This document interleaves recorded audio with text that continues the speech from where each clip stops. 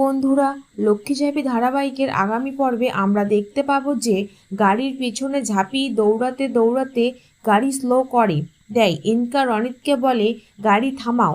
Ronit Inca মনে মনে ভাবছে, তুমি একের পর এক ক্ষতি করেই গেছো ঝাঁপি, আর আজ তোমার জন্য আমার রক্ত ঝরছে। শুধু হাতে আমি তোমায় ফেরত দেব না। তারপরে ইনকা গুলিটা চালিয়ে দেয়। সেখানে ঝাঁপি পড়ে যায়। দীপ কোলে করে ঝাঁপিকে নিয়ে হসপিটালে আনে। দীপ হসপিটালে এসে বলে, ডাক্তার কোথায়? দীপ বলে, যেই ডাক্তার আছে তাকেই ডাকুন। নার্স বলে, এখানে কেউ নেই।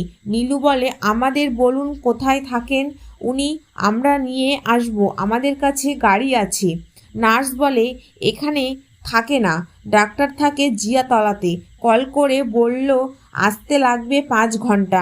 সেই জন্যই বলছি আপনারা অন্য কোথাও নিয়ে যান। দীপ ডাক্তারকে কল করে বলে, আমি যেরকম ডাক্তার বলে আমি যেরকম বলবো সেই রকমে করে অপারেশন করুন। দীপ বলে, অপারেশন করবে কে? ডাক্তার বলে, কেন আপনি? তারপরে দীপ অপারেশন করতে শুরু করে দেয়। অপারেশন এখন সাকসেসফুল। ফুল এপিসোডটি দেখতে চাইলে আমার চ্যানেলটিকে সাবস্ক্রাইব করুন।